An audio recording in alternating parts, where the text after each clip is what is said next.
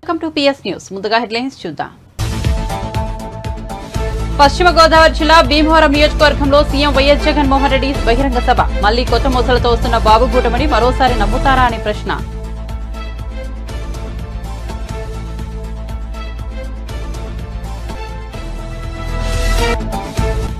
విదేశాలకు వెళ్లే వారి కోసం కొత్త విధానం తీసుకురాబోతున్నామన్న రేవంత్ రెడ్డి. ఓవర్సీస్ కార్మికుల కోసం ఇతర దేశాలు, రాష్ట్రాలు అవలంబిస్తున్న విధానాలపై అధ్యయనం చేస్తున్నట్లు వెల్లడి.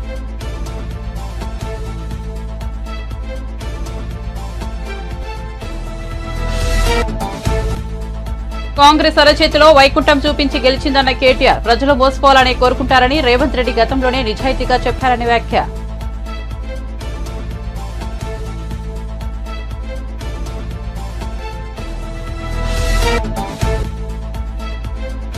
ఎలక్టోరల్ బాండ్ల స్కీముపై ప్రధాని నరేంద్ర మోదీ ఆసక్తికర వ్యాఖ్యలు. ఎన్నికల్లో నల్లధనాన్ని అరికట్టేందుకు తీసుకొచ్చామన్న ప్రధాని. వాస్తవిక పరిస్థితులు ప్రతిబింబించినప్పుడు ప్రతి ఒక్కరూ పశ్చాత్తాపడతారని వ్యాఖ్య. ఇక వార్త వివరాల్లోకి వెళ్తే, సంక్షేమ రైతు రాజ్యాన్ని చంద్రబాబు కూటమి అంతం చేయాలని చూస్తోందని మండిపడ్డారు ముఖ్యమంత్రి వైఎస్ జగన్మోహన్ రెడ్డి. కూటమి కుట్రలను ప్రజలు అడ్డుకోవాలని పిలుపునిచ్చారు. సాధ్యం కాని హామీలతో బాబు మళ్లీ వస్తున్నాడని, ఆయనకు ఓటేస్తే పథకాలన్నీ కూడా మునిగిపోతాయని అన్నారు. మీ బిడ్డ వైఎస్ జగన్ది పేదల పక్షమని, తనకు ఓటేస్తే జరుగుతున్న మంచి కొనసాగుతుందని పేర్కొన్నారు. సీఎం జగన్ చేపట్టిన మేమంతా బస్సు యాత్ర 16వ రోజు మంగళవారం ఉమ్మడి పశ్చిమ గోదావరి జిల్లాలో కొనసాగుతోంది. భీమవరంలో ఏర్పాటు చేసిన భారీ బహిరంగ సభలో సీఎం జగన్ మాట్లాడుతూ చంద్రబాబు నాయుడు, పవన్ కళ్యాణ్పై నిప్పులు చెరిగారు. మోసాలు పొత్తులను నమ్ముకుని బాబు రాజకీయాలు చేస్తున్నారని విమర్శించారు. ఒక్క జగన్ కు వ్యతిరేకంగా విపక్షాలన్నీ ఒక్కటయ్యాయన్నారు. వీరందరూ నాపై బాణాలు ఎక్కుపెట్టారు. వారి బాణాలు తగిలేవి జగన్ కా, సంక్షేమ పథకాలు కానీ సభకు హాజరైన ఆవేశ జనవాహినిని ఉద్దేశించి వ్యాఖ్యానించారు. ఇదే పెద్ద మనిషి చంద్రబాబు నాయుడు గారు ఇచ్చిన ముఖ్యమైన హామీలనంటూ మీ ప్రతి ఇంటికి పంపించిన ఈ పాంఫ్లెట్ లో ఆయన సంతకంతో ఏం పెట్టారో, ఏం చెప్పారో చెప్పాలా? చెప్పమంటారా?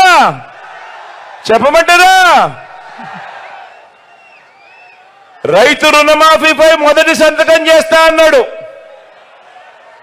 రైతు రుణమాఫీపై మొదటి సంతకం చేస్తానన్నాడు.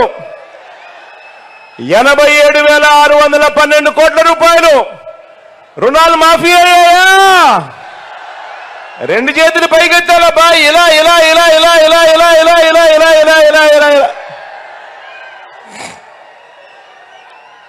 రెండో ముఖ్యమైన హామీ, చంద్రబాబు సంతకం పెట్టి మీ ప్రతి ఇంటికి పంపించిన ఈ పాంఫ్లెట్ లో రెండో ముఖ్యమైన హామీ, చంద్రబాబు దత్తపుత్రుడు మోడీ గారి ఫోటోలతో మీ ఇంటికి వచ్చిన ఈ పాంఫ్లెట్ లో పొదుపు సంఘాల రుణాలు పూర్తిగా రద్దు చేస్తామన్నాడు. మరి 14,205 కోట్ల రూపాయలు, ఒక్క రూపాయి అయినా అక్క చెల్లెమా ఒక్క రూపాయి అయినా మాఫీ జరిగిందా? రెండు చేతులు పైకెత్తాలబ్బా. ఇలా ఇలా ఇలా ఇలా ఇలా ఇలా ఇలా ఇలా ఇలా ఇలా ఇలా. మూడో హామీ, ఇదే పెద్ద మనిషి చంద్రబాబు నాయుడు గారు ముఖ్యమైన హామీలంటూ మీకు పంపించిన ముఖ్యమైన హామీ, ఆడబిడ్డ పుట్టిన వెంటనే మహాలక్ష్మి పథకం కింద 25,000 రూపాయలు బ్యాంక్ అకౌంట్ లో డిపాజిట్ చేస్తామన్నాడు. ఆడబిడ్డ పుడితే మీ బ్యాంక్ అకౌంట్లలో 25,000 డిపాజిట్ చేస్తానన్నాడు. ఒక్క రూపాయి అయినా చేశాడా? ఒక్క రూపాయి అయినా? ఇలా రెండు చేతులు పైకెత్తారు. ఇలా ఇలా ఇలా ఇలా ఇలా. ముఖ్యమైన హామీ మరొకటి చదవమంటారా? ఇంటింటికి ఓ ఉద్యోగం ఇవ్వలేకపోతే నెల 2,000 రూపాయలు నిరుద్యోగ వృత్తి. 5 ఏళ్ళు అంటే 60 నెలలు, ఇంటూ నెలకు 2,000 రూపాయలు అంటే ఒక్కొక్క ఇంటికి 1,20,000 రూపాయలు ఇచ్చాడా? రెండు చేతులు పైకెత్తారబ్బా. ఇలా ఇలా ఇలా ఇలా ఇలా ఇలా ఇలా ఇలా ఇలా. ఇంకా ముందుకు పోదామా? అర్హులైన వాళ్ళందరికీ 3 సెంట్ల స్థలం, అర్హులైన వాళ్ళందరికీ 3 సెంట్ల స్థలం, కట్టుకునేందుకు పక్కా ఇల్లు, కట్టుకునేందుకు పక్కా ఇల్లు. కనీసం మీలో ఏ ఒక్కరికైనా 1 సెంటు స్థలమైనా ఇచ్చాడా? 1 సెంట్ అయినా? ఇలా 2 చేతులు పైకి ఎత్తారు, ఇలా ఇలా ఇలా ఇలా ఇలా ఇలా ఇలా ఇలా 10,000 కోట్లతో బీసీ సప్లాన్ అన్నాడు. ఉపాధి కోసం గల్ఫ్ దేశాలతో పాటు విదేశాలకు వెళ్తున్న తెలంగాణ కార్మికులకు ముఖ్యమంత్రి రేవంత్ రెడ్డి గుడ్ న్యూస్ చెప్పారు. ఇతర దేశాలకు ఉపాధి నిమిత్తం వెళ్తున్న వారి కోసం రాష్ట్ర ప్రభుత్వం కొత్త విధానం తీసుకురాబోతోందని వెల్లడించారు. హైదరాబాద్ లోని తాజ్ డెక్కన్ లో గల్ఫ్ కార్మిక సంఘాల నేతలతో సమావేశమయ్యారు. ఈ సందర్భంగా ఆయన మాట్లాడుతూ Telangana gulf and overseas welfare బోర్డును ఏర్పాటు చేసి ఇందులో ఓ ఐఏఎస్ అధికారితో పాటు సిబ్బందిని నియమిస్తామన్నారు. సెప్టెంబర్ 17వ తేదీలోగా ఈ వ్యవస్థ పగడ్బందీగా ఏర్పాటయ్యే బాధ్యతను తాను తీసుకుంటానన్నారు. తెలంగాణలో 15 లక్షల కుటుంబాలు గల్ఫ్ ఉపాధిపై ఆధారపడి ఉన్నట్లు తెలిపారు. గల్ఫ్ కార్మికుల సమస్యల మీద రాజకీయ పార్టీలు స్పందిస్తాయని మీకు ఒక రకమైన అపోహ, కొన్నిసార్లు అది వాస్తవం కూడా. ఎందుకంటే ఉత్తర తెలంగాణలో ముఖ్యంగా జగిత్యాల, కోరుట్ల, ఆర్మూర్ ఈ ప్రాంతాలలో అత్యధికంగా కొన్ని బ్యాంకులే ఆ ప్రాంతంలో అక్కడి కార్మికులు పంపించే వాటిని స్థానికంగా లావాదేవీలు జరపడానికి కొన్ని కొత్తగా బ్యాంకులే అక్కడ ఏర్పడేటంత తోటో చనిపోవడము, ఉద్యోగాలు కోల్పోవడము, ఇట్లా రకరకాల సమస్యలు. దాదాపుగా 15 లక్షల కుటుంబాలు, ఈరోజు 15 లక్షల కార్మికులు అంటే 15 లక్షల కుటుంబాలని మనం అంచనా వేసుకోవచ్చు. ప్రత్యక్షంగా పరోక్షంగా కొన్ని లక్షల మంది ఈ అంశం మీద ఆధారపడి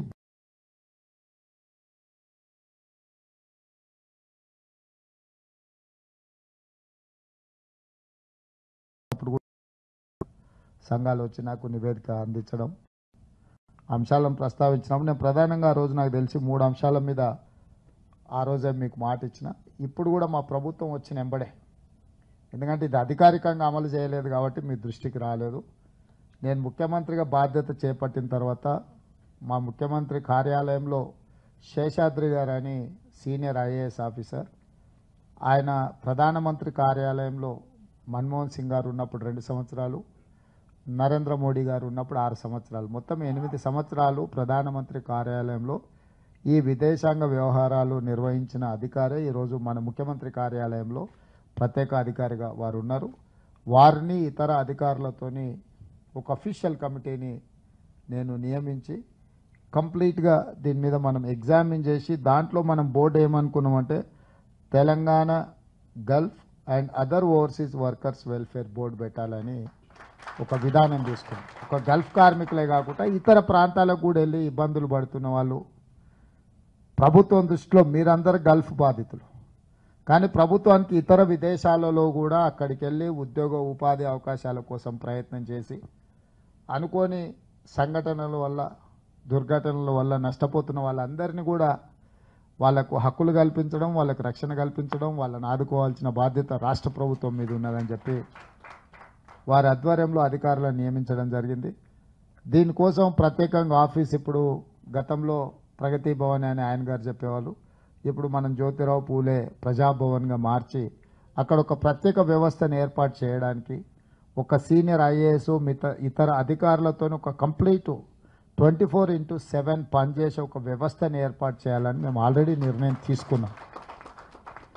దీనికి సంబంధించి కేరళ రాష్ట్ర ప్రభుత్వంలో, అదేవిధంగా ఫిలిప్పైన్, ఇంతకుముందు మిత్రుడు ఎవరో చెప్పిన ఫిలిప్పైన్ను కూడా మేము స్పష్టంగా స్టడీ చేసినాం. ఫిలిప్పైన్ నుంచి ఎవరైనా ఈ గల్ఫ్ దేశాలకు వెళ్ళిందంటే ఉద్యోగం ఇచ్చే సంస్థ యొక్క వివరాలు ఆ ప్రభుత్వం తీసుకోవడమే కాకుండా వాళ్ళకి ఇచ్చే ఉద్యోగాలు కూడా కనీస వేతనాలు ఇస్తున్నారా లేదా, రేపు ఒకవేళ ఆ సంస్థ ఏదైనా కారణం చేత వీళ్ళని తొలగించినా, ఏదైనా కారణం చేత జీతాలు ఇవ్వకపోయినా, వాళ్ళ అర్హతకు తగ్గ వేతనాలు ఇవ్వకపోయినా వాటి మీద చర్యలు తీసుకోవడానికి ఫిలిప్పైన్ కంట్రీలో ఒక కంప్లీట్ వ్యవస్థ ఉన్నది. అంటే ఈ కార్మికుల తరఫున ముఖ్యంగా వాళ్ళు ప్రజలు మోసపోవాలనే కోరుకుంటారని ముఖ్యమంత్రి రేవంత్ రెడ్డి గతంలో నిజాయితీగా చెప్పి మరీ మోసం చేశారని, తప్పు ఆయనది కాదని మరదేనని బీఆర్ఎస్ వర్కింగ్ ప్రెసిడెంట్ కేటీఆర్ వ్యాఖ్యానించారు. దమ్ముంటే ముఖ్యమంత్రి రేవంత్ రెడ్డి బీజేపీ వ్యక్త, కాంగ్రెస్ వ్యక్త చెప్పాలని ప్రశ్నించారు. ఆదిలాబాద్ పార్లమెంట్ నియోజకవర్గ బూత్ స్థాయి నాయకుల సమావేశంలో ఆయన మాట్లాడుతూ ఇక్కడ 4 నెలల క్రితమే కేసీఆర్ ఆత్రం సక్కును అభ్యర్థిగా ప్రకటించారన్నారు. మనకు అధికారం పోగానే కొంతమంది వేరే దారులు వెతుక్కున్నారని, కానీ ఆత్రం సక్కు మాత్రం ఎలాంటి ప్రలోభాలకు లొంగలేదన్నారు. మంత్రి పదవులు, పెద్ద పెద్ద పదవులు అనుభవించిన వారు అధికారం పోగానే పార్టీ నుంచి జారుకున్నారని ఆవేదన వ్యక్తం చేశారు. ఆత్రం సక్కు కష్టకాలంలోనూ పార్టీతో ఉన్నారని ప్రశంసించారు.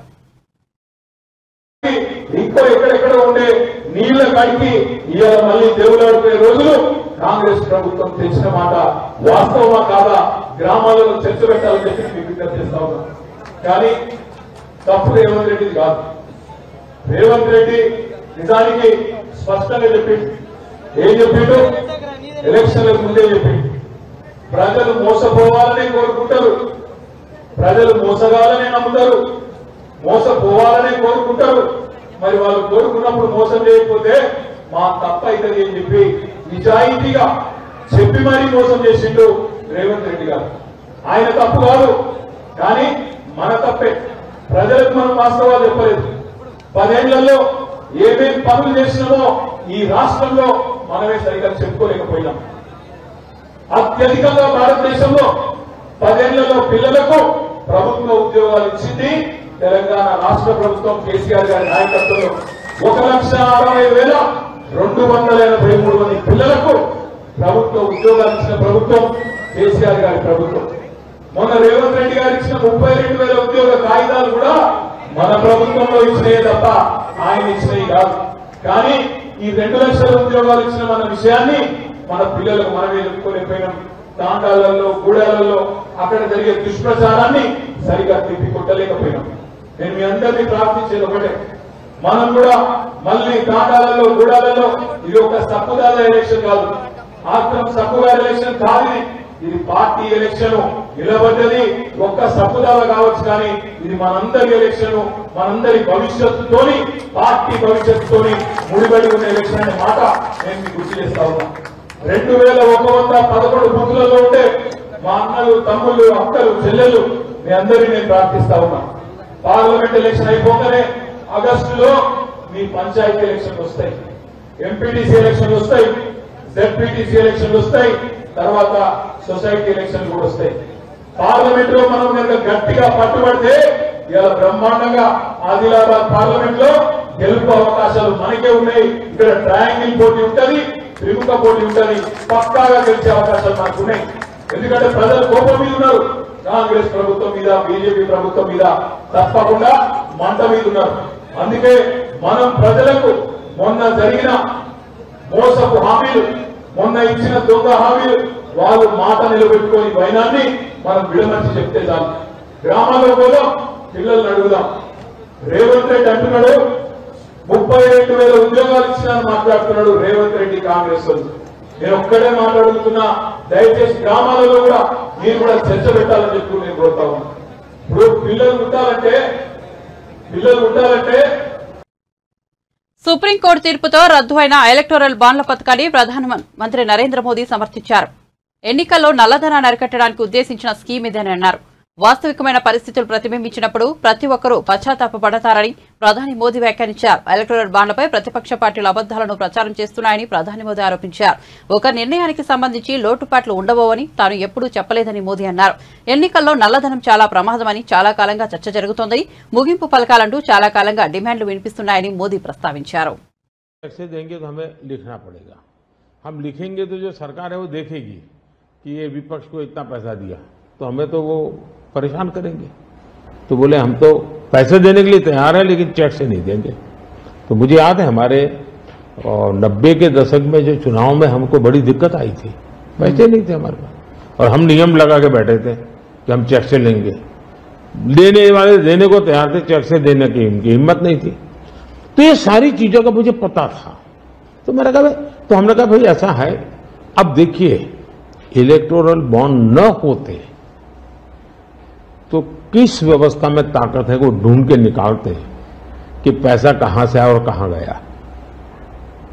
ये तो इलेक्टोरल बॉन्ड की सक्सेस स्टोरी है. कि इलेक्टोरल बॉन्ड थे तो आपको ट्रेल मिल रहा है मनी का कि किस कंपनी ने दिया, कैसे दिया, कहां दिया।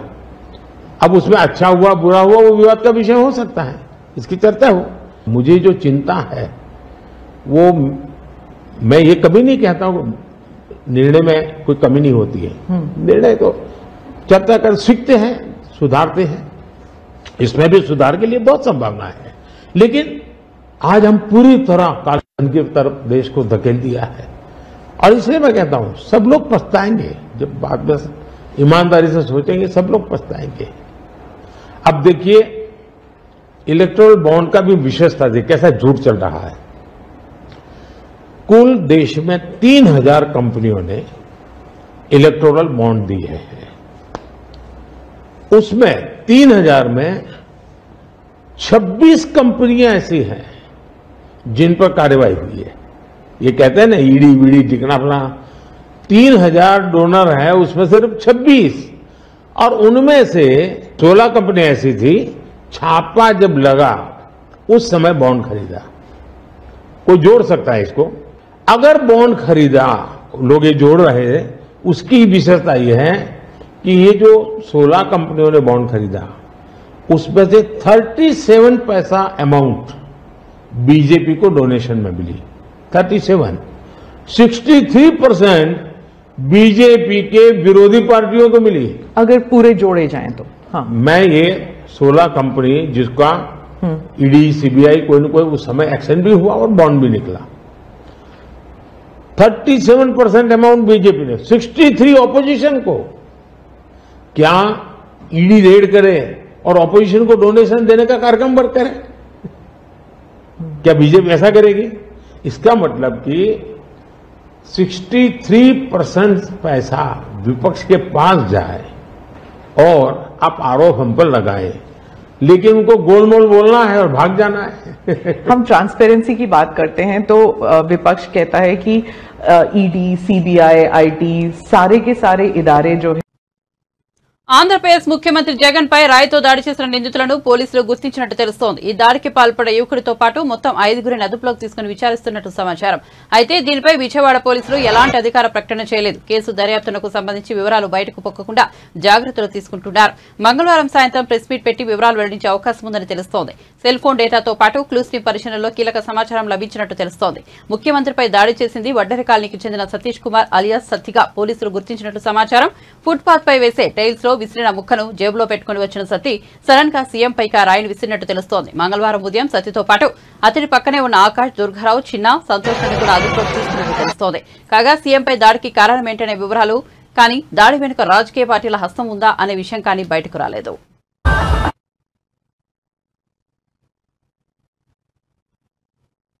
ముఖ్యమంత్రి జగన్మోహన్ రెడ్డి గులకరాయి కథ అడ్డం తిరిగిందని, వైసీపీ క్రియేట్ చేసిన డ్రామా వారికి ఎదురు తిరిగిందంటూ టీడీపీ పొలిట్ బ్యూరో సభ్యులు వర్లరామయ్య ఆరోపించారు।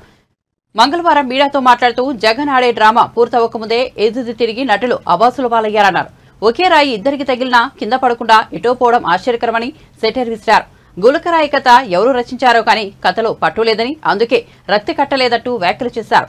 గతంలో చిన్న కోడికత్తితో గుచ్చితే 5 సంవత్సరాలు ఒక అమాయకుడిని జైల్లో పెట్టించిన ఘనత జగన్దని విమర్శలు గుప్పించారు। విజయవాడ సిపి రాణా ఒక అర్భకుడిని అమాయకుడిని బలి చేయబోతున్నారన్నారు। జగన్ అధికార దాహానికి మరో అమాయకుడు జైలు పాలు కాబోతున్నారని మండిపడ్డారు। ఒక అర్భకుడికి బలి చేసే చెడ్డ పేరు తెచ్చుకోవద్దని సిపి రాణాకు తెలియజేస్తున్నారని హితవు పలికారు।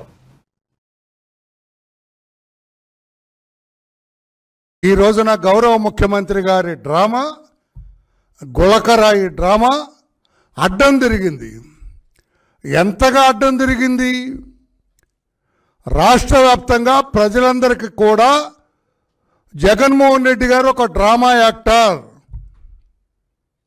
గతంలో ఎన్నికల సమయంలో కోడికత్తి డ్రామా ఆడి ఒక అమాయక దళిత వర్గానికి చెందిన వాడిని 5 సంవత్సరాలు జైల్లో పెట్టించాడు। చిన్న కోడికత్తితో భుజం మీద గుచ్చితే అంటున్నాను నేను, పొడిస్తే కాదు, భుజం మీద గుచ్చితే ఒక అర్భకుడైన దళితుడు 5 సంవత్సరాలు జైల్లో పెట్టించిన ఘనత మన ఈనాటి ముఖ్యమంత్రి జగన్మోహన్ రెడ్డి గారిది। మరలా ప్లాన్ చేశాడు, ఆయన డ్రామా రచించాడు। కానీ ఆదిలోనే హంసపాదులాగా ఆ డ్రామా పూర్తవకముందే ఎదురు తిరిగింది, అభాసు పాలైంది రాష్ట్రంలో.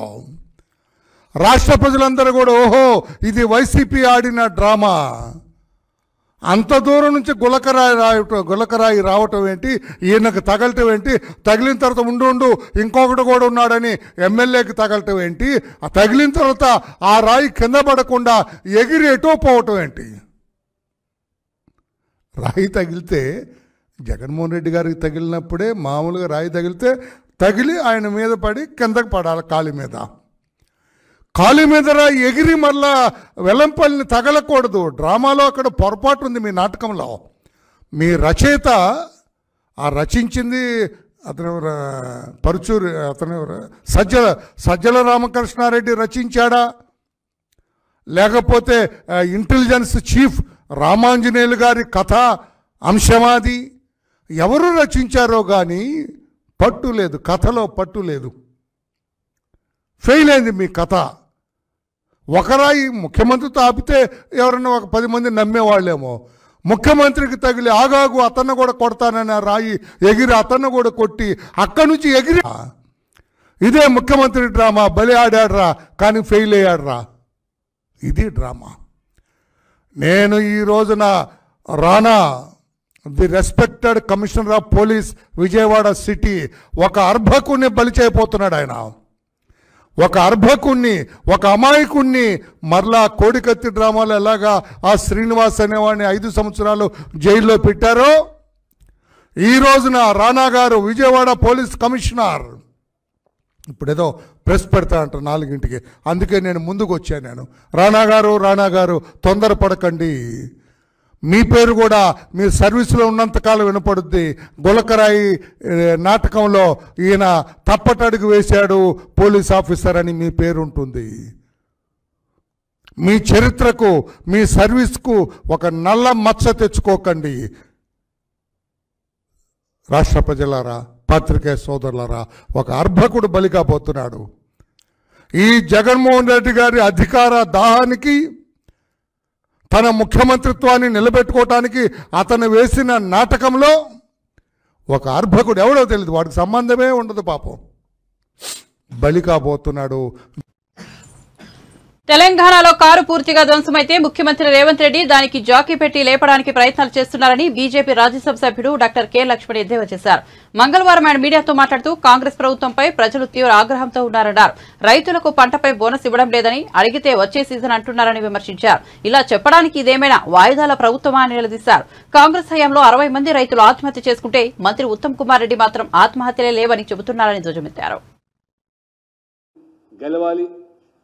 పార్లమెంట్లు ఎన్నికల ఫలితాలు మాకు రెఫరెండం అని, 14 సీట్లని, మిషన్ 15 అని చెప్పి ఏదైతే ఈరోజు భ్రమింపజేస్తూ ఉన్నారో, ఇవాళ కాంగ్రెస్ పట్ల రైతులు ఇవాళ ఆగ్రహంతో ఇవాళ బోనస్ ఇవ్వలేదు, ఇవాళ వచ్చే సీజన్కు మళ్ళీ బోనస్ ప్రకటిస్తూ ఉంటారు.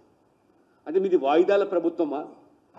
అంటే ఇవాళ రైతులు ఆత్మహత్యలు చేసుకోలేదని చెప్పి మీ మంత్రి ఉత్తమ్ కుమార్ రెడ్డి గారు ఏదైతే చిలుక పలుకులు పలుకుతున్నారో, మరి రైతు స్వరాజ్ వేదిక చాలా స్పష్టంగా మరి 60 మంది పైగా చనిపోయారని, చివరికి మీ కిసాన్ సెల్ కాంగ్రెస్ అధ్యక్షుడు కోదండరెడ్డి గారు కూడా 60 మంది రైతులు ఆత్మహత్యలు చేసుకున్నారని.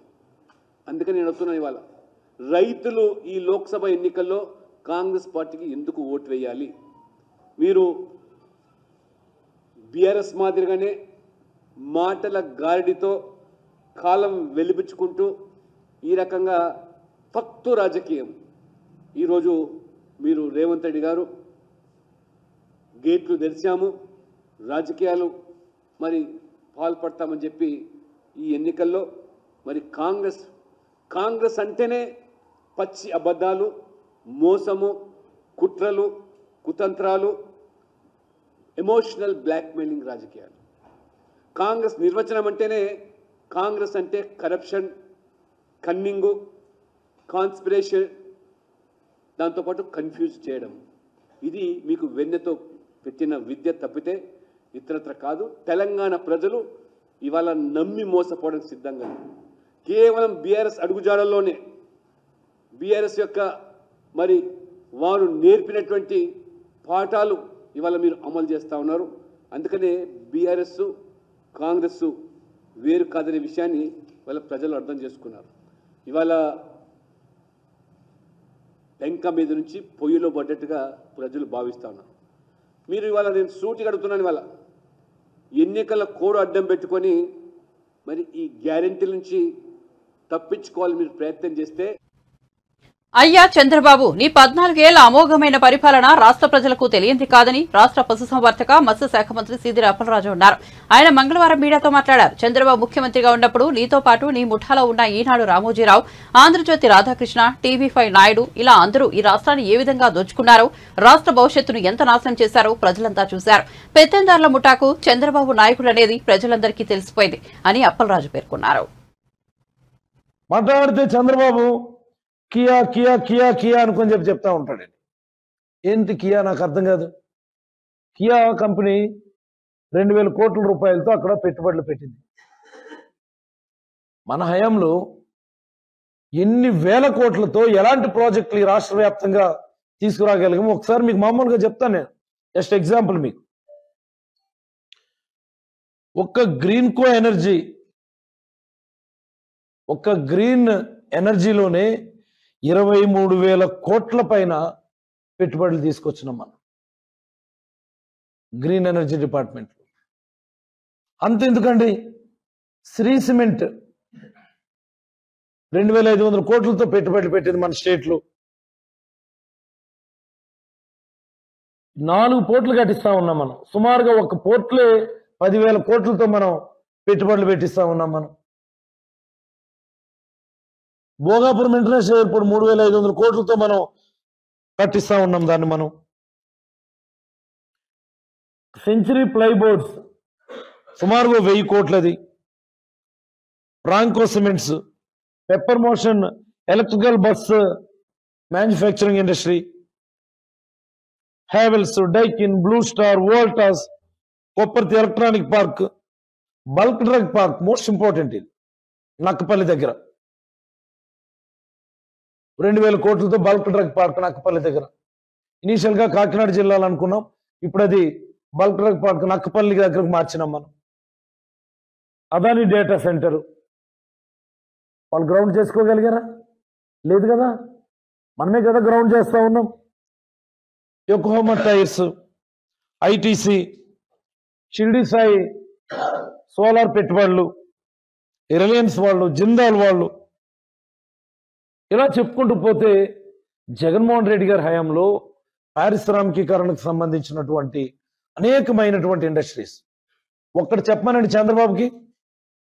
చంద్రబాబు, ఆయన కొడుకు, వాళ్ళ ఆవిడ అందరు కలిపి వెళ్ళి కియా మోటార్స్ ముందు సెల్ఫీలు దిగుతారు. రా, మేము కట్టిస్తా ఉన్నటువంటి మూలపేట పోర్టు ముందు సెల్ఫీ దిగేళ్ళి చంద్రబాబు ఎలా వస్తున్నావు కదా ఈరోజు. మేము కట్టిస్తున్నటువంటి భోగాపురం ఎయిర్పోర్ట్ ముందు వెళ్ళి సెల్ఫీ దిగేళ్ళు. ఖచ్చితంగా చంద్రబాబు విశాఖపట్నం రాజధానికి అనుకూలమా వ్యతిరేకం అనేది తేల్చి చెప్పాల్సినటువంటి సందర్భం. ఉత్తరాంధ్ర ప్రజలందరూ కూడా రాజకీయాలకు అతీతంగా తేల్చుకోవాల్సినటువంటి సందర్భం ఇది. బులెటిన్ ముగించే ముందు హెడ్లైన్స్ మరోసారి చూద్దాం.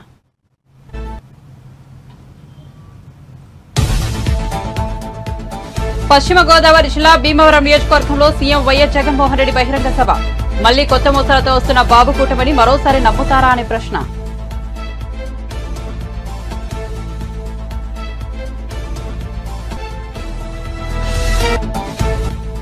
విదేశాలకు వెళ్లే వారి కోసం కొత్త విధానం తీసుకురాబోతున్నామన్న రేవంత్ రెడ్డి. ఓవర్సీస్ కార్మికుల కోసం ఇతర దేశాలు, రాష్ట్రాలు అవలంబిస్తున్న విధానాలపై అధ్యయనం చేస్తున్నట్లు వెల్లడి.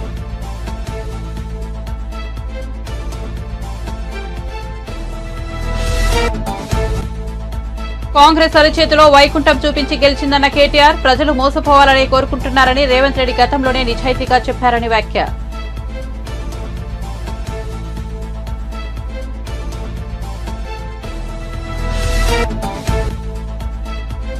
ఎలక్టోరల్ బాండ్ల స్కీంపై ప్రధాని నరేంద్ర మోదీ ఆసక్తికర వ్యాఖ్యలు. ఎన్నికల్లో నల్లధనాన్ని అరికట్టేందుకు తీసుకొచ్చామన్న ప్రధాని.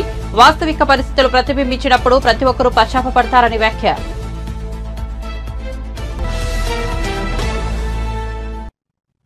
మరిన్ని అప్డేట్స్ కోసం చూస్తూనే ఉండండి PS న్యూస్.